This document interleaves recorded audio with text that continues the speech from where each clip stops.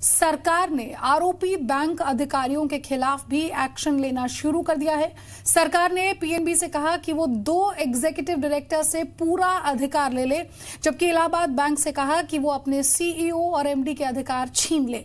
Financial services secretary Rajeev Kumar ने कहा कि अब दोनों बैंकों को बोर्ड को इस बारे में फैसला लेना है। उन्होंने कहा कि सरकार का एजेंडा साफ है कि किसी भी हालत में बैंकों के भरोसे को खत्म नहीं होने देना है।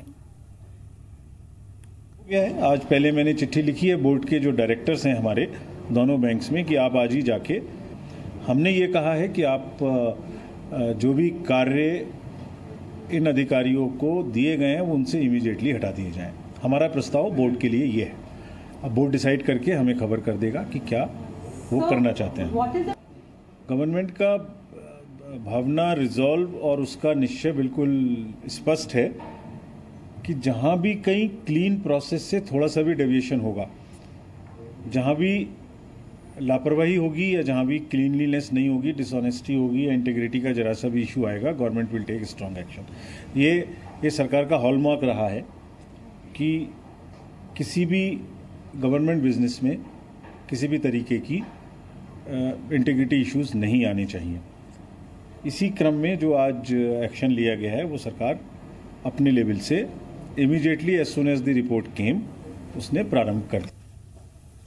और मेरे साथ मेरे सहयोगी आलोक प्रदर्शी ज्यादा अपडेट के जुड़ गए हैं। आलोक, अभी फिलहाल जो है ये 2 बैंकों के नाम सामने आए हैं जिनके अधिकारियों पर सख्ती दिखा रही है सरकार। यहाँ पर कुछ और नाम भी इस लिस्ट में शामिल हो सकते हैं। देखिए, जब यही सवाल पूछा गया था कि ये जो सरकार की प्रक्रिया है या जो प्रोसेस चल रहा है क्लीनिंग का, ये क्या सभी बैंकों के लिए अप्लाई हो रहा है, तो जो डीएफएस सेक्रेटरी राजीव कुमार ने कहा कि सरकार की एक बिल्कुल सोची समझी पॉलिसी के तहत काम कर रही है और ये सभी बैंकों में देखा जा रहा है। और जहां जहां जिस बैंक में भी अगर इस तरह की कोई भी अनियमितता या कोई लापरवाही सामने आएगी, वहां पर सरकार अपनी तरफ से एक्शन जरूर लेगी। साथ ही राजीव कुमार ने यह भी बताया कि इसके लिए हम लोगों ने बहुत पहले से तैयारी की थी और जो अभी जो सीबीआई ने जो चार्जशीट दायर किया है उस एक पूरी लंबी चौड़ी जो प्रक्रिया का एक हिस्सा भर है जो कि अभी सामने आया है। और इसी वजह से सरकार ने शुरू से ही सभी बैंकों से साफ साफ कह दिया था कि जितना भी एनपीए है वो उसको सबसे पहले रिवील करें, उसको अंडर कारपेट न रखें, फिर उसके लिए जितनी भी प्रोविजनिंग करने की जरूरत है वो प्रोविजनिंग करें। करीब 3,20,000 करोड़ की प्रोविजनिंग हुई है।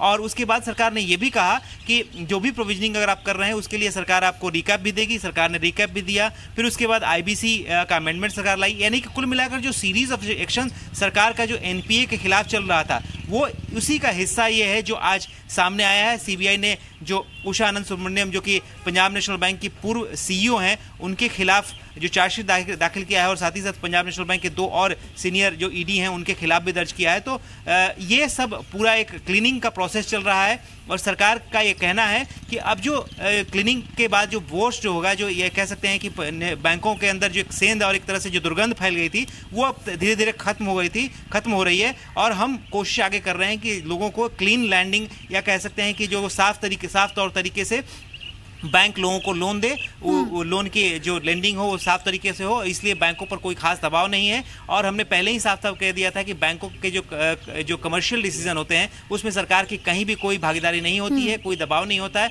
तो कुल मिलाकर जो पूरा प्रोसेस चल रहा है, चेन ऑफ एक्शन चल रहा है, उसी का ये एक तरह से कहें तो ये उसका रिजल्ट है जो कि आज सामने आ रहा है। तो सरकार इस मामले में पूरी तरह से सख्त है और इसी को लेकर पीसीए प्रॉम्प्ट करेक्टिव एक्शन के साथ को लेकर बैंकों के साथ सरकार की 17 मई को बैठक होने वाली है। उसमें देना बैंक पर भी जो लेंडिंग के रिस्ट्रिक्शन लगाए गए हैं उस पर भी रिव्यू किया जाएगा। तो ये तमाम जो सरकार की तरफ से अपनी मीटिंग है और दोनों बैंकों के इलाहाबाद और पीएनबी दोनों में ये कह दिया गया है सरकार के बोर्ड मेंबर की तरफ से कि इन दोनों जो भी कल्प्रिट्स हैं उनको आप रिमूवल की प्रक्रिया शुरू कर दिया जाए। और जैसे खबर मिली कि पंजाब नेशनल बैंक ने आपके बोर्ड ने अपना डिसीजन ले भी लिया है। तो ये एक साफ तौर पे एक्शन साफ दिखाता है कि सरकार एनपीए की जो एक तरह से नीति है या एनपीए को लेकर जो एक पॉलिसी है वो कहीं ना कहीं काम कर रही है। ठीक है, बहुत बहुत शुक्रिया आलोक प्रदर्शी इस तमाम अपडेट को हम तक पहुंचाने के लिए।